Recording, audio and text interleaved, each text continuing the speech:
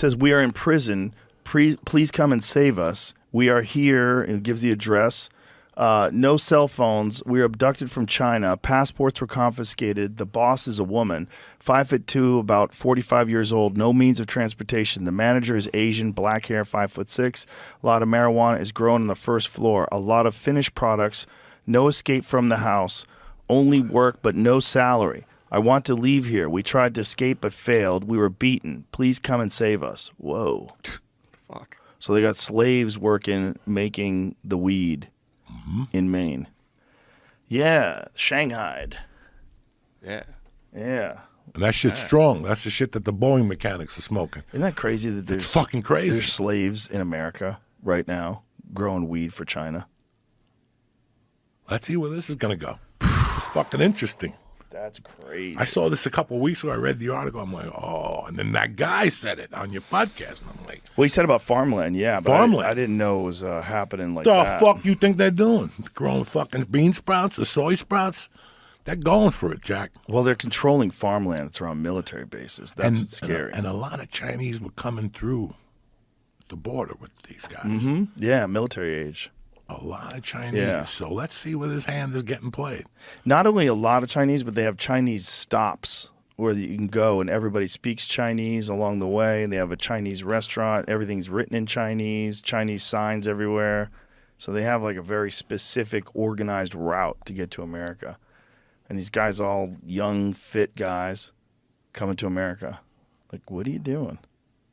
Like, what the fuck is going on here? We're just basically sitting ducks. We're waiting. Yeah, we're sitting ducks. And there was a big warning today. Homeland Security is warning about terrorist attacks in America. That's what scares me about this fucking election, too. I'm not saying that they would do this, but I definitely think they have in the past. Like, allowed things to happen just so that they can tighten up on restrictions and laws and scare people more and get people to vote one way or another. Scary shit. We're looking at weird times, my friend. The weirdest, right? The fucking weirdest. And ever in your life, could you ever imagine things be so bizarre as they are right now? They've been bizarre for about 5 years now, where you just can't believe the shit you're hearing, and you just say, you know what, I'm going to stick to my camp. I'm good here. It was bizarre in 2017, but it wasn't bizarre like now. No. This is something different. This is insane. Diddy getting arrested. I mean, just everything. Everything. Just a bridge getting hit. Yeah. It's something every fucking week. Every day. You know, Trump, 480 million. Yeah. You know, they need it by Monday. I mean, it's just fucking... I thought Mark Cuban would bail him out. I didn't know who the fuck was going to bail him out.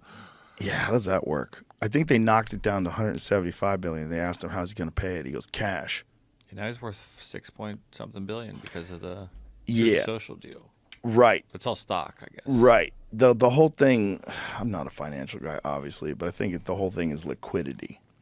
How much money do you actually have coming in? How much is it tied up in real estate investments and holdings? And Trump's got buildings and hotels and resorts. And it's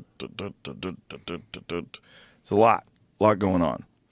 How the fuck can he pay attention to all that shit? Can you imagine running some kind of a business empire, trying to pay attention to everything? Dog, I met him when he was fucking at a football team. Really? Yeah, he owned the fucking Generals. That's how I knew Herschel Walker and those people. That's how I met those dudes. When was this? Fucking 85. Trump owned You the met Generals. Trump in 85? A long time ago. What was he like in 85? Hello, goodbye. I don't fucking know. It's not like we hung out. I was scared of him. Why? Because it was like, I told you, when I got out of jail, I was supposed to have a job selling siding and doors and saddles and electrical equipment, an indoor salesman in Jersey. And when I got out of prison, I go, I'm out. Can I come take the job now? And he goes, I can't. We're going out of business. And I go, what happened? He goes, Trump built something. He was going to these little hardware stores like ours, told us to go fuck ourselves. We're done. I knew this in 88. What do you mean? At that time, supposedly, he would build something. It's like you coming to somebody, a little restaurant, and going, I want to build my own fucking steak. And, he would go to people and say, I'm going to build this and then use your lumber or whatever the fuck. Mm-hmm. And since there's so much with contractors the subcontractors and subcontractors, they would stiff their bills. They weren't paying their bills. Really? Yeah, this one on the lie. You can look it up. This isn't something, you know. And that's all I remember from Trump. I met him in '85, and that was my only thing with Trump. You know, if you're from New York, you know who he is. You've been hearing the name growing up. I remember hearing about this from you, actually, now. You were telling me that there was, with contractors, there was stiff small contractors. Small contractors, and then we'll go downhill. You know, we'll run downhill. So now I gave you all the doors I had for your project. Trump just wasn't building one house with one window.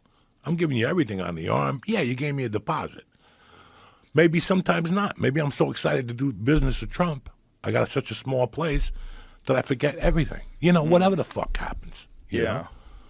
So that's what happened in '88. I mean, I don't know the whole story, but he mentioned Trump. That's all I remember from that fucking guy. I would also imagine if you're doing some big projects like that, there's probably a lot of people involved. A lot of people. Making decisions. A building? Yeah. A building? He's the GC. He takes bids for everything else, right? That's how it usually works.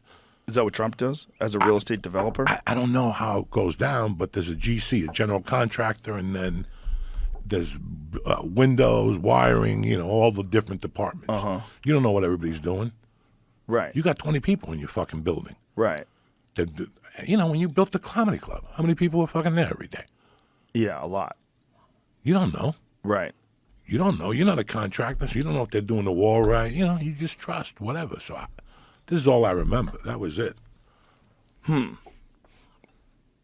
Yeah. Well, the whole construction business was always shady, and it was always tied up with the mob. Like, I knew a couple guys who had no show up jobs, like at the Javits Center. Yeah. You just get paid. Concrete. Yep. They own concrete. That was the thing. The mob would make deals whenever any sort of job was getting done. Did have a certain amount of no-show jobs for their guys. Always. Yeah. Always. That's part. And then you get insurance. Mm-hmm. And that's when you arrest those guys and you go, what do you do for a living? I'm in the carpenter's unit. Yeah. Carpenter's unit. You don't even know what an inch is. You don't even know how to measure 6 inches, you fuck. Yeah. Yeah, it was a scam. But it was how they avoided taxes, too, right? Because taxes was what brought a lot of them down.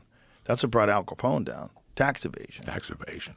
Yeah. But the other guys were pretty smart. They had the millionaire club.